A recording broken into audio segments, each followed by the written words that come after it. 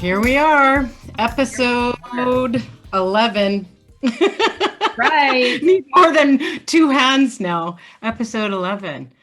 Welcome, Eva. Welcome, Robin, to Pithy Musings, episode 11, where we put the funk back being into humans. So welcome to our new viewers and watchers, and to our old viewers and watchers, to our brand new episode of 2022. That sounds weird and a mouthful, doesn't it?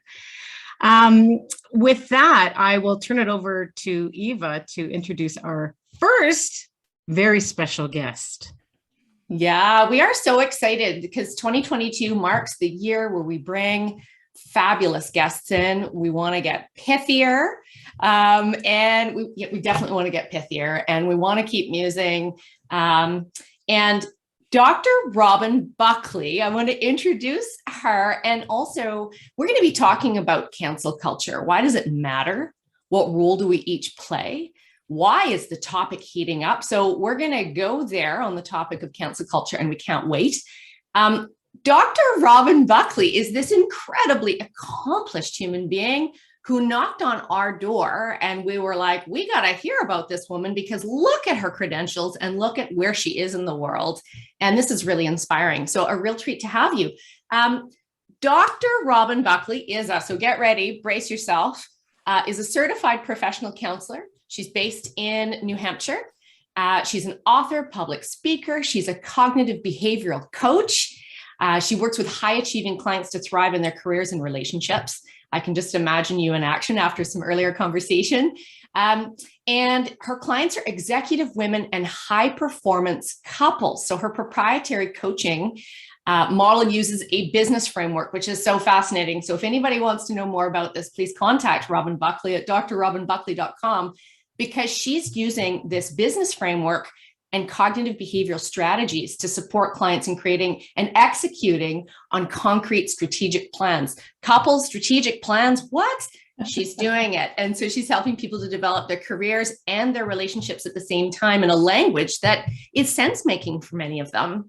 She's the founder of Insights Group Psychological and Coaching Services. She's got a PhD in clinical psychology. She served as a doctoral professor, dissertation chair for students in business, leadership, education, and healthcare. You think I remembered all this? How can I remember all this? This is amazing, and yet there's more. She published 2 books, including Voices from the Village, Advice for Girls on the Verge of Adulthood. Ooh, that one is on my list. I can't wait. And it's on the way. I ordered it last night. Always a step ahead, Caroline. And Dr. Buckley is also a columnist for entrepreneur.com. She's been featured as an expert on multiple media platforms, including Thrive Global, Authority Magazine, Nike, various podcasts. What a treat to have you on ours on Pithy Musings.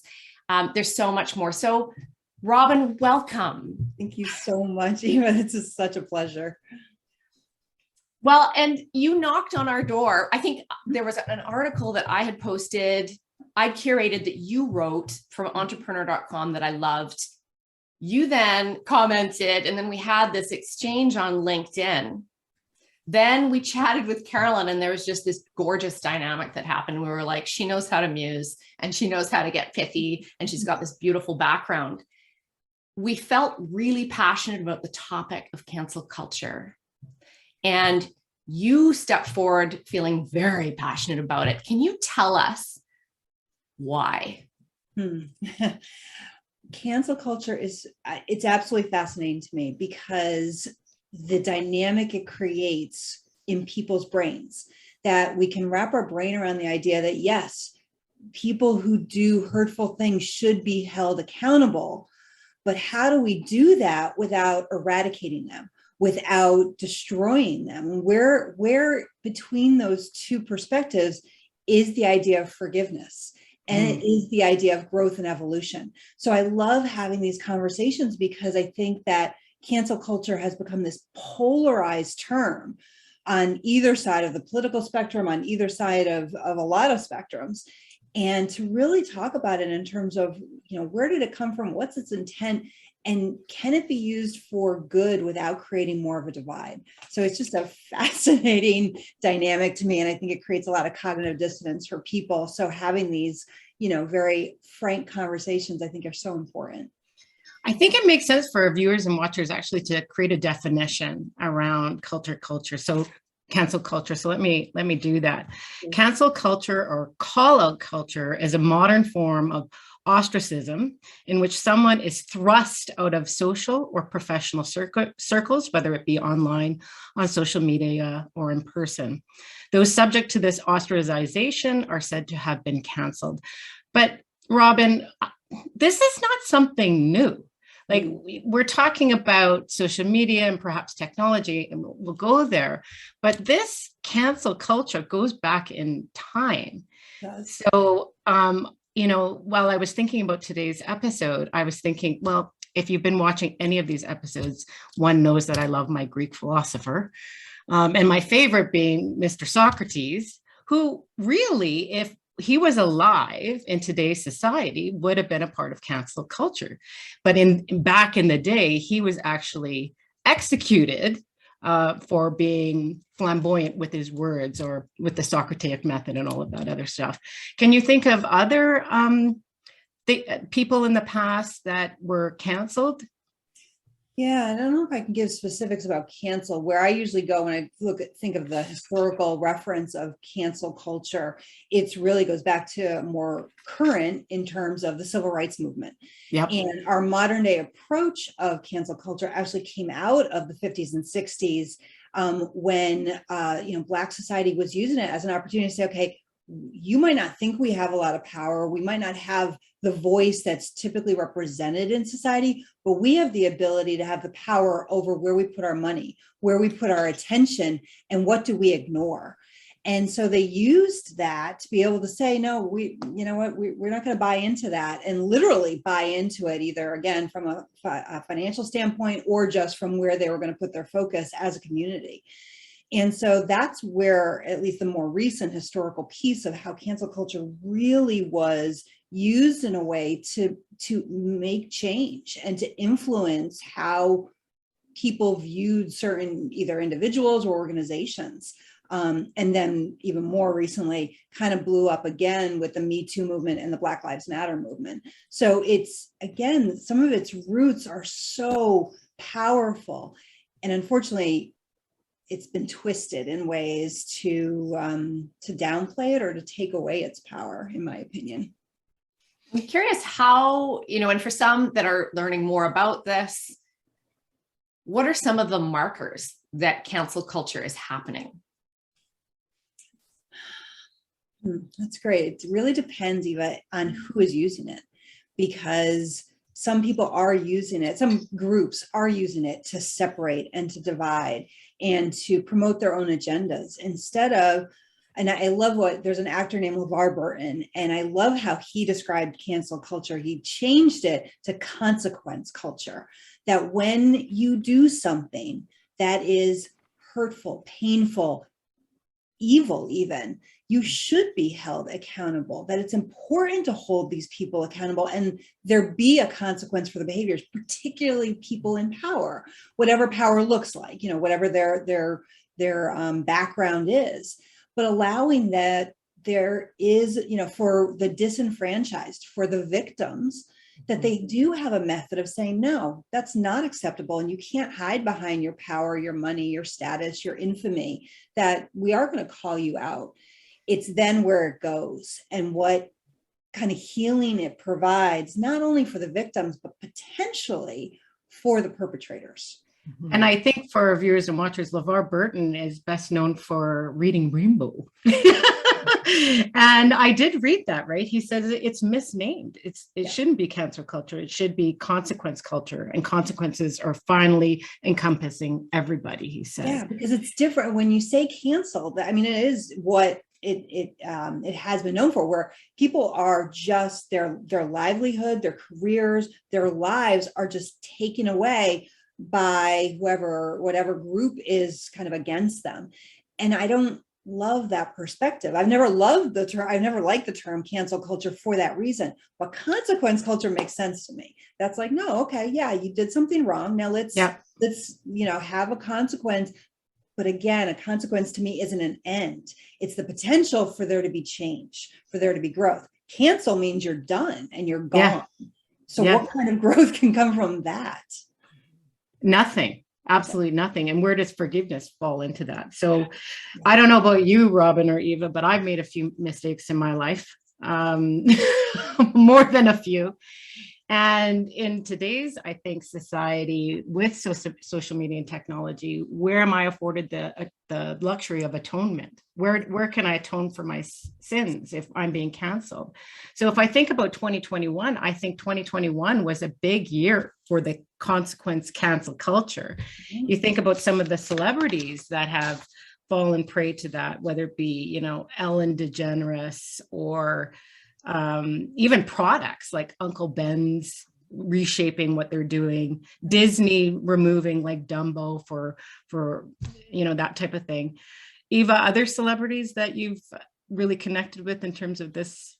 Well, one that really struck me in because Red Table Talks with Gloria Estefan and her mom and daughter did an episode that was released just last week on the very topic of cancel culture.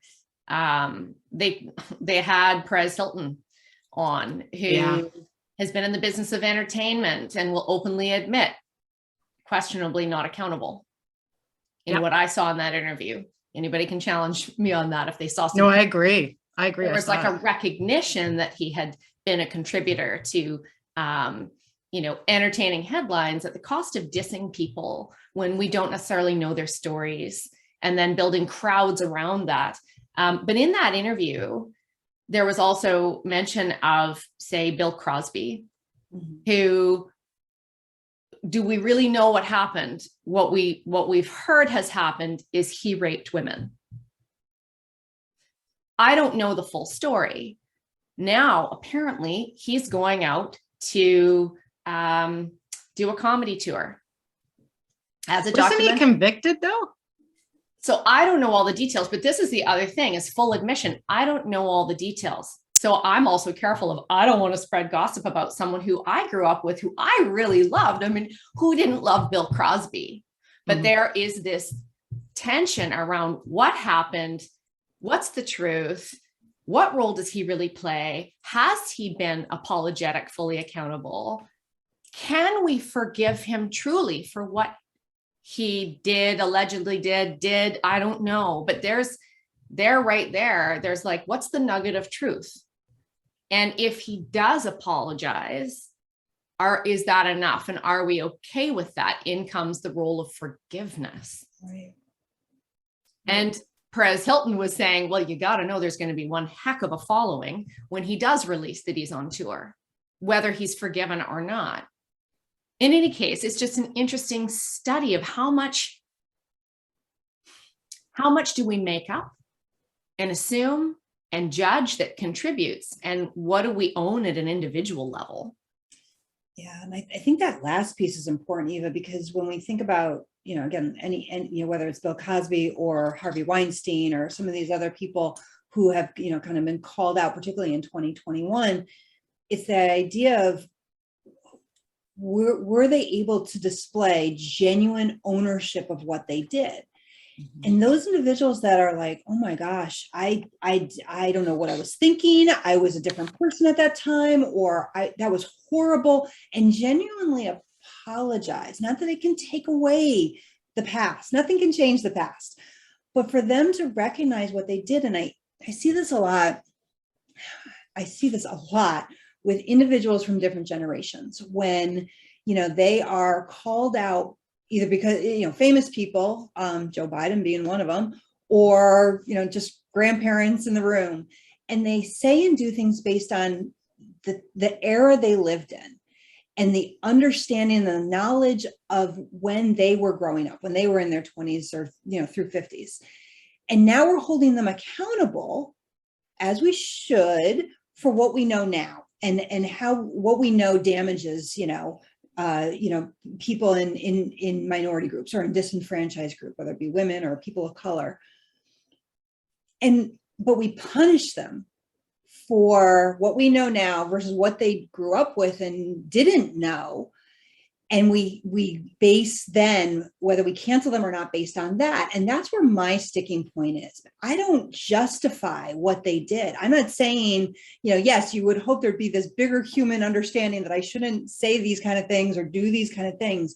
But if that's not what was being taught, if that was just how society saw relationships between men and women or relationships that were of opposite sex couples or same sex couples, if that's all they knew, again, not justifying it, but how do we say you should be canceled when that's, and I use the analogy, I'm sorry, this is such a big piece to me. We look at people who used to smoke back in the, 50s, and we know that they didn't know better. Mm-hmm. They do now. And certainly we can say, okay, but why haven't you quit smoking now? We know it's an addiction, but now you have the knowledge. And we don't hold it against them. We say, okay, they didn't know better then, now they do.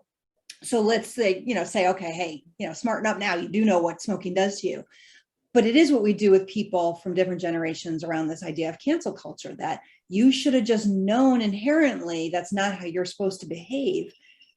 But that's not how life is. You learn as you grow. And now that especially some of these men are learning, oh, wow, yeah, that was not acceptable. I didn't know that now. I know that, I didn't know that now. And then I know it now, and I'm not going to replay those behaviors. I just wish there was more of that, again, understanding of growth when there's a genuine, wow, I apologize because I truly was raised differently and now I'm going to change how I am. Sorry, that was a lot. Just such a point. No, that was great. I think, it reminds me of an article. In fact, you mentioned when we initially were musing about what topic to do today with Arianna Huffington on cancel culture and the need for redemption. That's the title of the article. In it, she says, there is an instinct embedded in us, our fourth instinct, beyond the more recognized instincts of survival, sex, and power, that drives us to evolve and to grow through our mistakes, through pain, and through self-discovery. Mm-hmm. So how do you, based on speaking of different generations, how do we work with those generations that have learned different ways of being in the world? And we want to, as we were just talking about, have some consequences around some inappropriate behavior, if you will. Like, how do you reconcile those two things? And what do we do? How do we teach? How do we show the self-discovery to those generational divides in which you speak? I think the most important thing, and probably the most important thing for a lot of what the three of us do and how we work with our clients, is listening, having genuine conversations where we listen to each other's points, not to defend our points, not to be right in the situation, but truly to listen so you understand their point of view, not necessarily so that your opinion changes. That, to me, is where the problem is, when we're trying to make someone align with us instead of just saying, I would just like to present some information to you. I'd like you to hear what my experience has been or what my perception is. And I'd like to hear yours so that maybe we can see if there's any commonality, or we can just understand those are the places we each come from. So to me, that is the first step. And I don't know what for both of you, what your experiences have been, if that, is part of how you teach your clients, or what else you teach them around this idea of trying to understand some of the markers of when cancel culture might not be beneficial in that situation. Oh, immediately things that come to mind are things that like, non-judgment and getting curious and empathy and trying to imagine what it's like to be in that person's shoes, that everyone has a unique story, and who are we to make stuff up about what someone else's story is? I mean, even to your point earlier around just some of the generational differences, there's a term that came to mind as you were sharing some of that. And I've been using the language of innocent ignorance over the years, where it's like they didn't know any other way. Right. And what if someone just doesn't know any other way because of where they come from? And is that right or wrong, good or bad? Well, who are we? Who are we to assume and judge and try to pull them over to our side? And classic topics that I think we're all experiencing, seeing, and part of, to vax or not to vax, who to vote for. Like conversations are really, really, really heating up. What's okay in the diversity, inclusion, and equity movement? What's okay, not okay? Is it okay to be ignorant there or not? But we're really uncomfortable with disagreement, with perfectly healthy disagreement. Well, I think to your point, Eva, disagreement very often, people don't look at this as discussions as an ability to share and listen. They look at them as battlefields where they're going to win instead of, or we could just have this really lovely, kind of opportunity to grow and learn from each other. Again, maybe not to go to the other side, like in a war, but really just to understand why you think that way and where you're coming from. And I think I had shared with both of you, one of my favorite NPR stories truly to date is one where a reporter would drive past one of his neighbor's house that was covered in Trump memorabilia before the election. And he would infuriate him every single day. And finally, one day he's like, forget it. I can't do this every day. I'm going to stop and I'm just going to ask, like, why? Why would you do this? And in the course of that discussion, where he was really fired up and ready for a fight, this was a lovely older couple, in his own words, that were incredibly supportive of taking in immigrants through their church and helping immigrants adjust, and even some undocumented immigrants. And the reporter couldn't wrap his brain around how these people could be the same ones with all the Trump stuff all over. And that to me is a perfect example of how a discussion can lead to understanding. The reporter still voted for who he voted for, and I'm sure that couple voted for Trump, but at least he came to kind of reconcile the idea that these people weren't evil.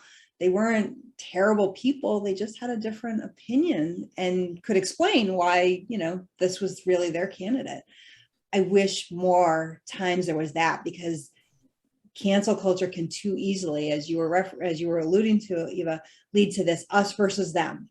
Like it's me against you. And that's not going to lead to any kind of productive or effective change. Mm-hmm. I think you're onto something though, Robin, about this listening stuff, because even though in that example, right, that the Trump supporters likely didn't change their allegiance to Trump, there was still, healthy exchange and humanity behind how they exchange. It reminds me of actually a congressman in your country, late John Lewis, whom was, obviously a very big civil rights promoter, whom forgave some Ku Klux Klan members that came and asked for forgiveness many, many, many years later after, and he did. And when, like, you think about that, you think about at the heart of this cancel culture, consequence culture, whatever we're calling it, is the need and the desire for humanity and forgiveness. And when we're hiding behind the veil of technology and the anonymity of that, are we really opening up the breathing space to do so? Like, I can't imagine growing up today. Like, it's so different than how we grew up. Although I will say, just like all of us, we've all made mistakes. And so Eva and I were talking, I think it was on Friday, we had a cocktail together and had a glass of wine for the holidays. Maybe a bottle at the desk for convenience. Yeah. What was I going to say though? What were we talking about? I totally forgot. Well, we covered a lot of topics, but you were just talking about just growing up in this time. And so we were talking about, like, have you ever been canceled? Yeah. And I really sat in that over the weekend, and where I think it was most prevalent was in junior high and high school, right? Where, I don't know if you ever seen the movie Mean Girls, but that exists today. Whether again, Pithy Musings is not just about professional, it's also about personal. It's looking at the whole human being. But I can remember very vividly at young ages where I was completely, and we talked about the definition of cancel culture's ostracization is really at the foundation of it.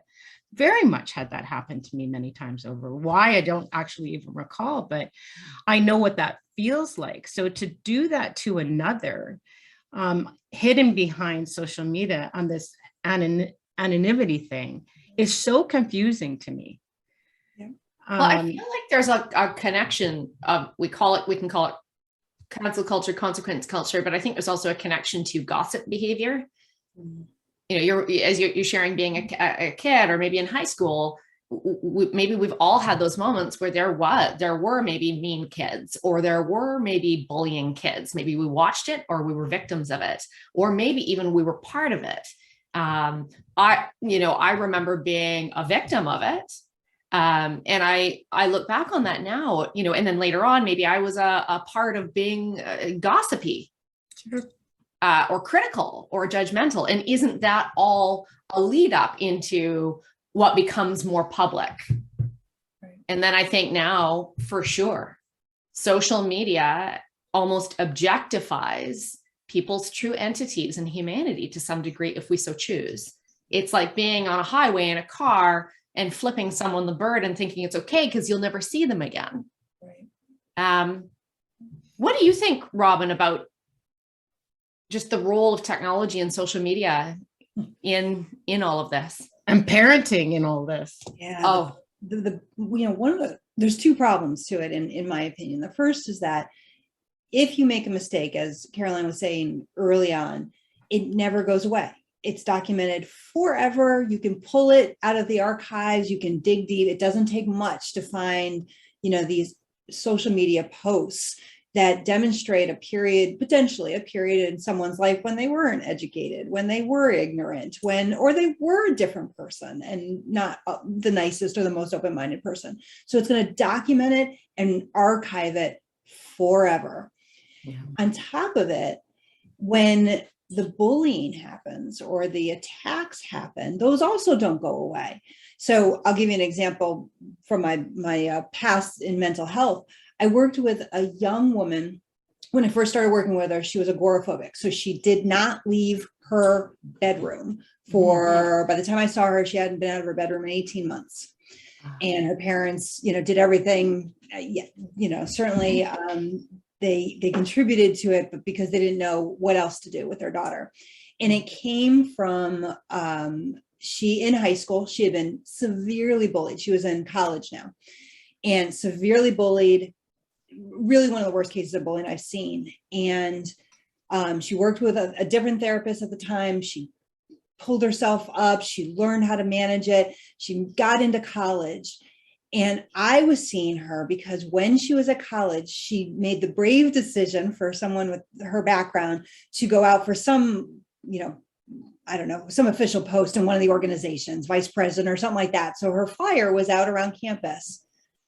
And a former high school person tracked her down on Facebook. That's what was the hot social media platform at the time. And said, "Oh my gosh, I saw your flyers. I didn't realize we were going to the same college," because it was a large university. "Do you remember this video?" And this girl found a video of one of the bullying episodes that was recorded, posted it on Facebook, not just in a direct message to my client at the time, but like sent it out to the alumni of the high school and some of the organizations at the college. And she was like, "Oh my gosh, you remember how terrible we were to you?" Like, she thought it was funny. Oh. I was working with this young woman because that happened 18 months prior to me meeting her, because it sent her back into that tailspin and right back to where she was in high school. Yeah. So this idea of canceling someone, however it looks, and there is a difference between canceling and bullying, but there's a lot of commonalities between them. Not only do your mistakes never go away, but the things that might have been said or done about you true or not, also don't go away. And Arianna Huffington gave an example of a young woman who was, she was the youngest, I think, editor of Teen Vogue.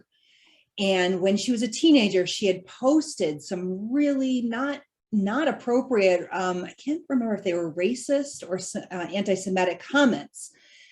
And then when she was in college, they came up, she apologized, she took, she found the post, took them down, she gets this appointment, and then it comes up again and she apologizes again, saying, that's not who I am. I was a stupid kid. And she lost her position. She was canceled because at 27, she was being held accountable for what she said at 16. Yeah. I got to tell you, I hope nobody ever hears some of the things that maybe came out of my mouth at 16 or 20 or 30, because sometimes we don't always say the things that truly represent ourselves, or sometimes we do, but we're not that person anymore. Mm-hmm. So that's my problem, my long answer to what's wrong with technology. It documents everything. It documents when we made the mistakes, and it documents when other people held us to a standard that wasn't appropriate, or that they did it in a way that wasn't really beneficial to getting us to help us to change or to genuinely apologize. And then how does that contribute to all of the mental health challenges that we're seeing right now? If, whether it be depression or suicide, I mean, countless examples of suicide based on being canceled or cyberbullying or whatever. So then there's this pursuit of perfectionism then, right, Robin and Eva? Like, oh, I can't mess up ever. So when we were talking about earlier, that fourth instinct of failing, atoning, learning from your mistakes, well, there's an entire generation here that's going to be missing out on that development. Right. And like, it's crazy. Like, how do you get a job if you're screwed up 20 years ago? Right. And how do you get to that level of being comfortable with yourself, of not dealing with social anxiety or any type of anxiety or depression, when you always have to be on, when you always have to make sure nothing could offset it? So this idea of being perfect, and that includes not expressing yourself. And this is a great example. What if someone sees, our discussion and says, oh, I don't like that. I don't agree with Dr. Robin. And there could be a revolt against that simply because I'm trying to give a different perspective, not right or wrong, just a different perspective. But if people don't like it, then they might try and shut it down through, canceling. Mm-hmm. Because there's really no consequence. I don't believe I've said anything that would require a consequence, but canceling it, which means I will be less likely, possibly, to express and try and help people in a genuine way in the future, because I don't want that potential to happen. So it starts to create this atmosphere of censorship, where people don't want to speak up, don't want to say things, because if it's taken the wrong way, it could just, again, eradicate their existence. I think it fuels fear and scarcity. And we talk about the language of hustling for worth, and either people start to hide out of fear, or they may lash out of fear or ego. Something else that's crossing my mind, I think I touched on this when we originally got together and spoke on this, was the notion of ageism. Mm-hmm. And I'd love to hear both of your points of view on where ageism and cancel culture intersect and what we're seeing there. Caroline, do you want to jump first, or do you want me to? Yeah. So are you saying, Eva, just to put some color around that question, are you saying that the older you get, the more your value in society is diminished? Is that what you're saying? Yeah. I mean, I'm not saying that I agree with that. I'm saying we're seeing it. I hear of it, especially in the Great Resignation, the number of people who are like, I don't have another option. Oh, really? I believe it's never too late. But someone else might have a very different experience and say, I'm having a heck of a time. I think I'm too old. And they're maybe in their early 50s. Well, I definitely don't agree with it. I mean, I just brought someone to work with Talk that is nearing 70. I think that there is wisdom in age. Is that shared? No, particularly as we look at social media and what we're supposed to look like. That our last episode was self-image, body image in episode 10.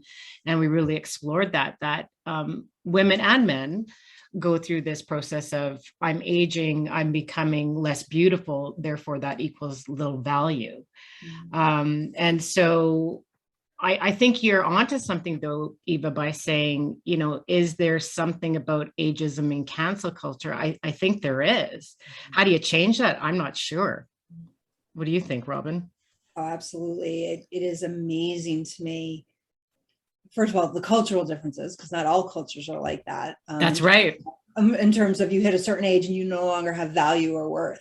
Yeah. But this idea that I struggle with the idea of how can we again eradicate people who hold all the wisdom.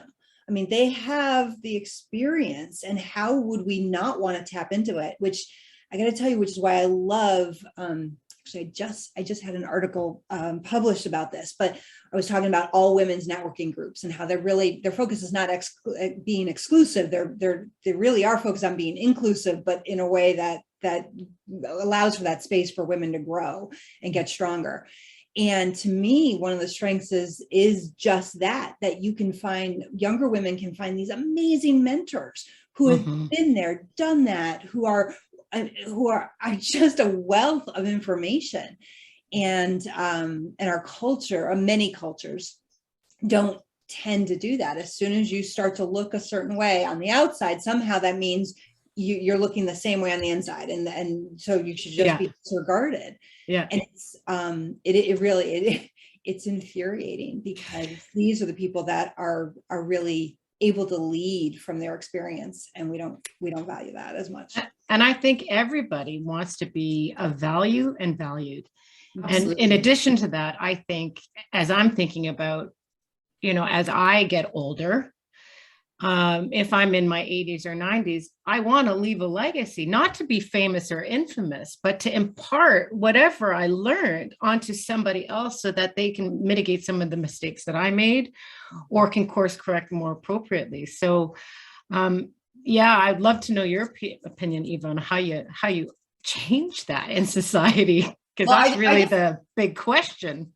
I feel passionate about it too, because I am surrounded by, maybe mentors, friends, where I don't even notice age. I just, I think of a friend and mentor who I adore, and I don't even notice our age difference. I just love her and appreciate and respect her so much. Or I think of some family where, and they're just super engaged. Like my dad and my stepmom are super engaged in the arts and in the world, and they want to just keep going. And they find themselves, my stepmom, Linda Rogers, a very accomplished poet and author and novelist. And yet here's someone who isn't being called upon in the same ways, or isn't getting the same columns she used to get, or isn't being asked to engage or speak or read. And not just because of the pandemic, or my dad's a musician, and he's watching time and again, over the years, I mean, they're in their mid-70s, he's gradually feeling like he's been cut out. And then you go to these different environments and you see the younger bands playing. And for a while, I admittedly was like, oh, come on, you're just being sensitive, you two. And I now realize, I think their experience has been extremely real for them, because I think even being middle-aged, I start to notice it a little bit. I notice, and my husband and I will be out on a hike around some trails and whatever. And it's interesting because the eye contact and the hellos will happen with, more middle-aged or senior people. Or we'll go out of our way when we see senior people to give them eye contact and acknowledge that they exist, because we're aware that this is happening. So when I hear my dad and my stepmom over the years talk about just feeling canceled, I now think I understand it. And they say, in the language of my stepmom, Linda, she goes, I'm the best I've ever been. Like, we're the best we've ever been. Right. Why is that not embraced or accepted. We have so much to offer. Why would we ever leave our elders feeling that way? That is so disrespectful.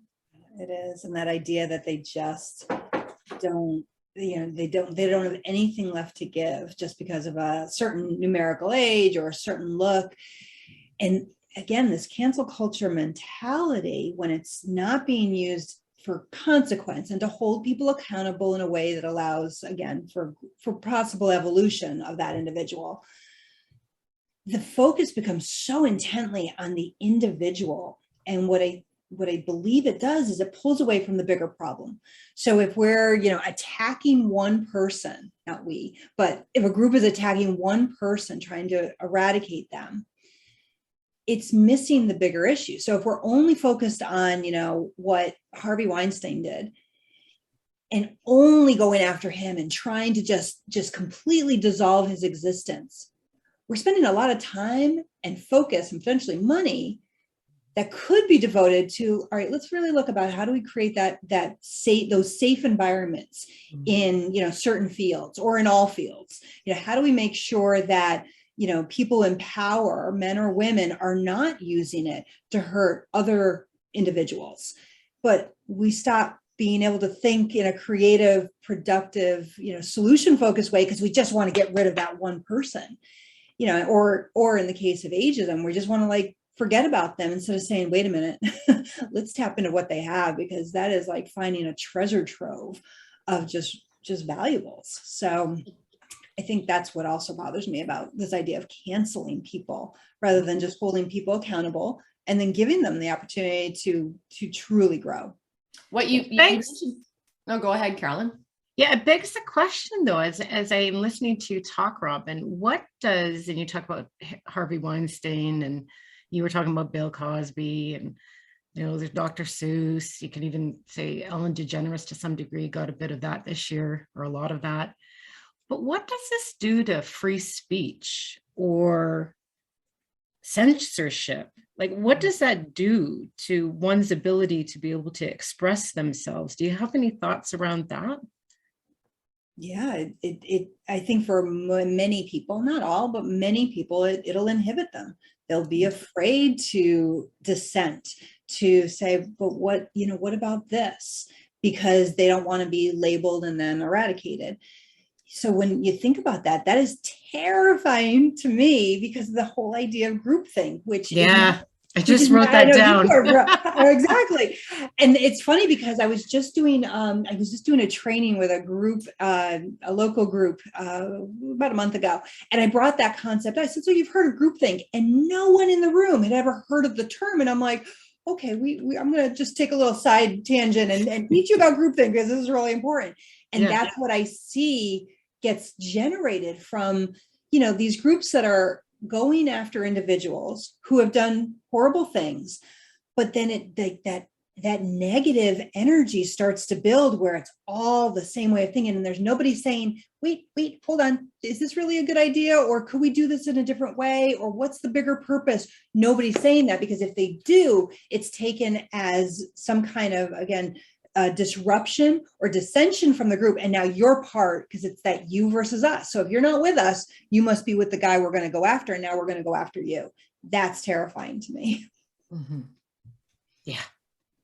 Go ahead, Eva, you were going to say something. Well, I want to go back to something that the notion of power and power dynamics, and whether it's in politics, inside organizations, across sectors, around the world, even in communities, there's power dynamics. And what is the role of power to course correct on cancel culture? I welcome either of your thoughts. Well, that's interesting. Welcome to Pithy Musings. Just throw it out there and see what happens. I love it. Yeah. Well, do you have an opinion, Robin? Yeah, I think that that the more we get people into powerful positions, particularly members of disenfranchised groups, potentially it can offer those other ways of thinking, those other perspectives, not because people from disenfranchised groups are, better or not prone to, being part of a cancel culture movement. But I think when you allow for, as you both know, the diversity and the ability to re-engage in these conversations and good discussions that aren't about, being on a battlefield, I think that's where power can be really beneficial, to be able to say, I think that's, one of the most important things of some of these apparently exclusive networking groups that really are focused on just trying to promote their members into powerful positions. So now there's a balance, so that it's not just one type of person, one group of people from the same background, that you have that diversity. Because I think when we're doing that in real life or in our professional lives, I think that might offer that perspective on why cancel culture doesn't have to be the way it actually is now, that it could be about conversations to either hold people accountable and allow them to change, or say, you know what, we're actually not going to contribute to you because you're not sorry, or you don't see what you did wrong, or you're not willing to change. And so then there is a consequence for that. Yeah, I think maybe we can shift our attention to kind of what do we really do about this, because the current environment is toxic. I mean, I don't think it's sustainable in order to create a global culture that is here for humanity. And now I know that sounds very hippy dippy, whatever you want to say, but if I really sit in this is massive. And if we don't really start looking within ourselves and how we're reacting and contributing to this machine of cancel culture, then it will be the demise of I would say, healthy society as hopefully we've known it in the past. So what do we do? You want to jump in? I'd love to hear what you think, Robin. I have thoughts. I'd love to hear what you think. Well, I stated it just a couple minutes ago in terms of trying to create organizations, board positions, boards that are respective, have kind of that representation of people from different backgrounds. I think that's important. So, and I not just color backgrounds, but ethnic backgrounds and age backgrounds and gender backgrounds. I think that the more diversified it is, and we all know this from the research that we're kind of embedded in, but we know that those are the organizations that actually have the highest levels of satisfaction, the highest levels of productivity, because you have those different voices. Mm-hmm. So to me, that's always a place to start, is taking a look at the organizations, or the boards are always the ones in my mind that have these powerful ways to influence, and do they represent a lot of different voices? That's a way that this can change. And then any type of conversation, whether it's podcasts or articles or whatever it is, but opportunities to have discussions that allow both sides equal opportunity to vocalize just their thoughts without it being a personal attack. Yeah. That's what I just cannot wrap my brain around. When it was a national story, but someone close to me works at a school district in New England, and they were having a discussion about the school mascot. Mm-hmm. And the board was saying, we already made the decision. And there were people in the audience saying, nope, we want the decision re-looked at. And in the hour conversation, by the end, a board member from the school district got up to leave, and an audience member, they had a little bit of a verbal altercation, and then one punched the other right in the face. And I'm like, how do we get to that point where we were talking about a mascot and we were just trying to have a conversation? So putting people in a diversified way in powerful positions, and then just promoting the idea of talking and listening are two of the most powerful ways, in my opinion. Mm-hmm. Even I don't know about you, Robin, are absolutely obsessed. Like, I don't think it's going overboard to say the word obsessed with the topic of psychological safety right now. Oh yeah, that's whirling around in my little dervish. Yep. Yeah, and I wonder how I'm thinking about corporations right now. We've been talking more broadly, but if we were to hone it down into corporations, how does psychological safety somehow come into play as it relates to cancel culture? Right. Like I'm thinking as you were talking about the mascot, it's funny, I went into a team that I've been in before where the leader very much, and I've talked about this leader before, wanted to be the smartest person in the room. And as such, if you had an opposing point of view, you were, and I think it's completely appropriate to use the word canceled in that meeting, like really shut down. And what the psychological safety wasn't nurtured in terms of, say what you want, show up to be authentically who you are. So I think that this topic can be very much juxtaposed onto corporations as well. Mm-hmm.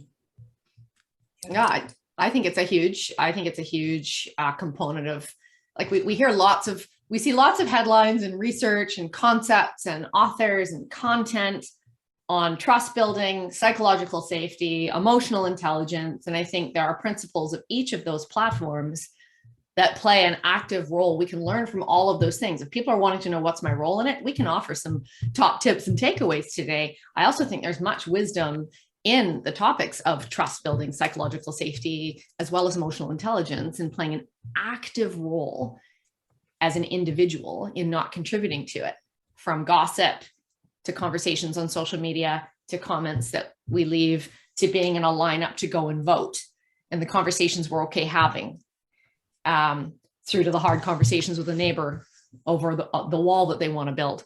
Why can't it be safe? Right. Through to the doctor who is a Trump supporter, our family doctor, he's a Trump supporter. Do I cancel him out? Right. Or do I get curious? Am I open to hearing his story and why? And this conversation alone is getting me to think about that. Yeah. What do you think, Robin?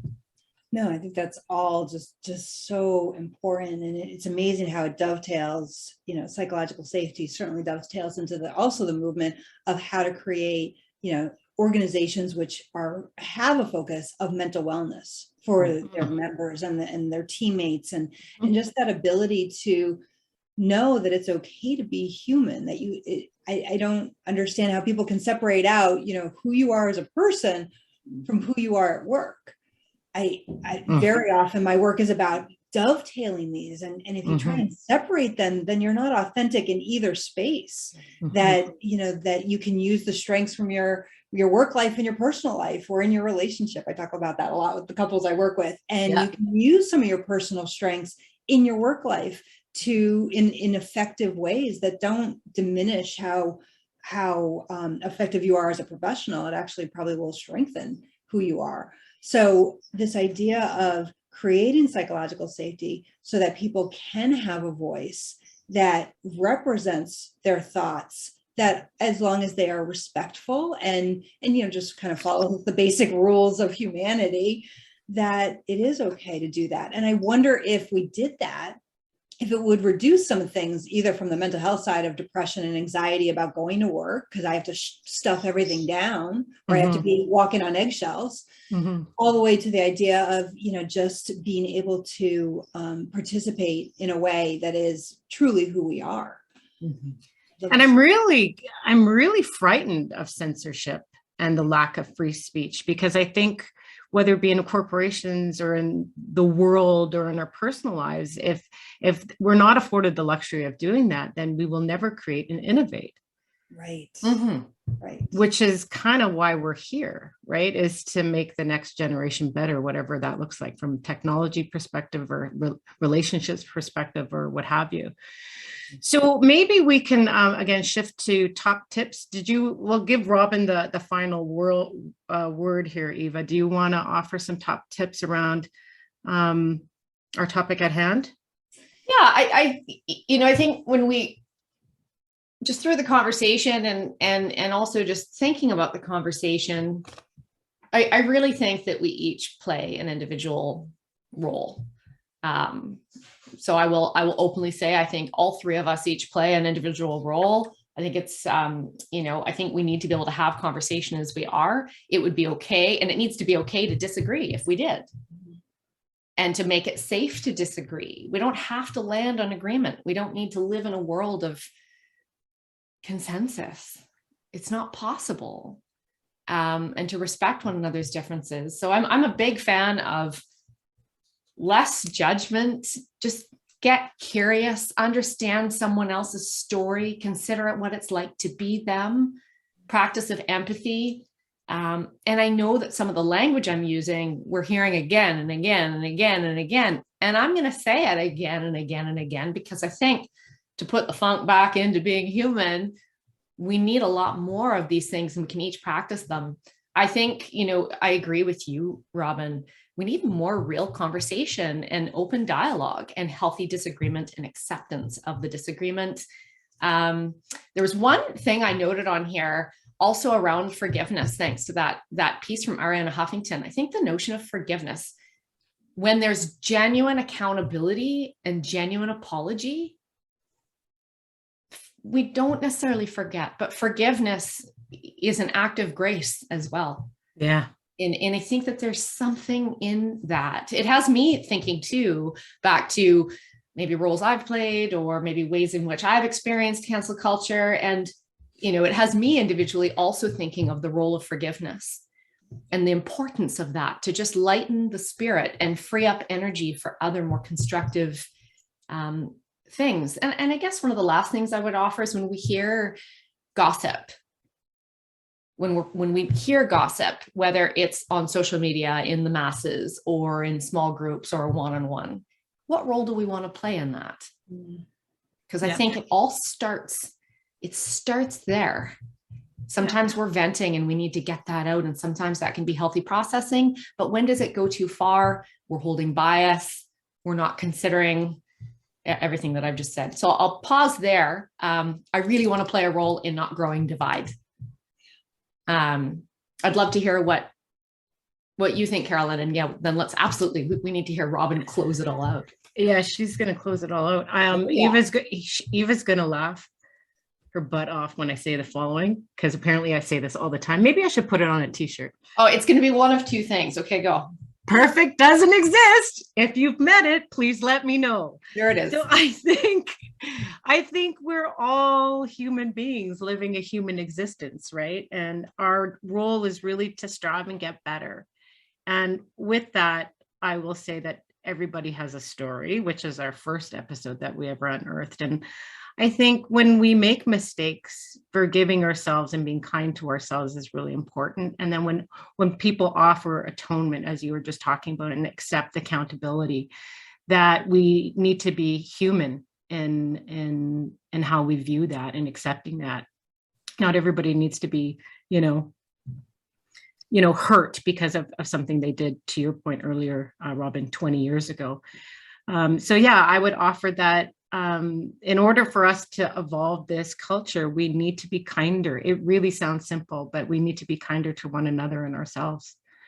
Robin, your top tip for our viewers and watchers. There are three that came to mind when I was thinking about this this morning. The first is the amazing power, as both of you were saying, about forgiveness. That when I've watched other people, clients that I've worked with or patients in the past, who got to the point of forgiveness, the amount of energy and weight off of them was amazing. And again, I agree. I think Eva said it. I'm not, it's certainly not about forgetting. I think there's value in not forgetting, certainly not letting it a transgression obsess you, but that forgiveness just leaves you more energy and space to put your focus where you really want it to be, rather than be on the person that might have hurt you. The second is that in that idea of not creating the divide, we don't have to vilify others who don't agree with our opinion. We don't have to somehow make them into monsters just because they don't agree with us. They may not be the people that we're friends with or that we want to hang out with regularly, but they're human. They're people like us. So why do we have to just, again, to reduce them to make our point stronger for, in our own minds? And then the last one is one that I regularly use personally, but I try and get others, particularly some of the couples who are parents, to use. Ask one question when you start a conversation. Do you want me to listen, or do you want me to participate, or do you want advice? Because that question can frame the whole discussion. Because sometimes, as I think Eva said, sometimes people just want to vent. Sometimes my 18-year-old just wants to talk it out and hear her own voice and maybe process. And if I'm jumping in with, but you could do this and you could do this, she's going to stop listening to me. And I'm not listening to her because I'm trying to come up with a solution. So right away, do you want me to listen, or do you want me to give my perspective? And that can change the dynamic because you're already acknowledging what the other person might need out of that conversation.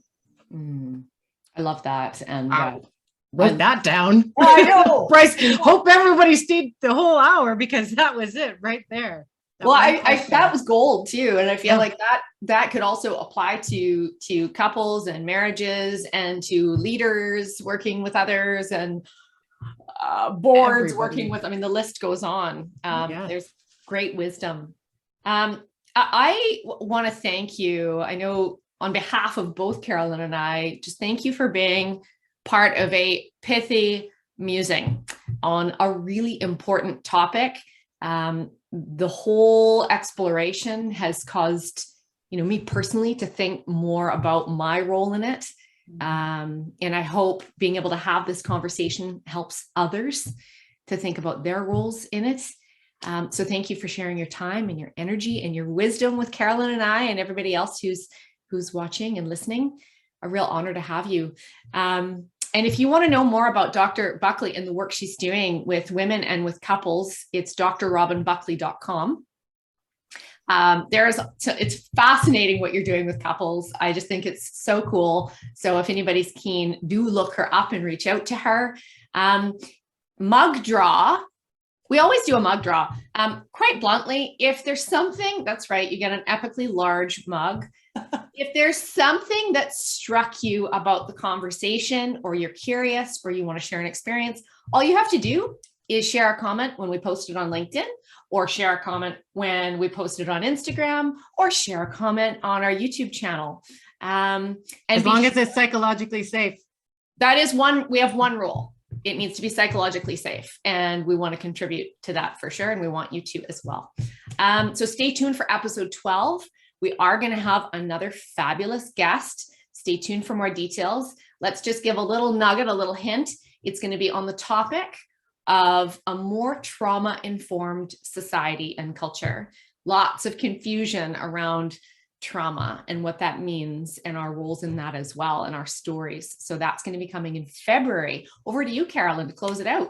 So if you want to keep putting the funk back into being human, we want you to subscribe to Pithy Musings on our YouTube channel. The button is just down there. You just got to click it, click it, click it.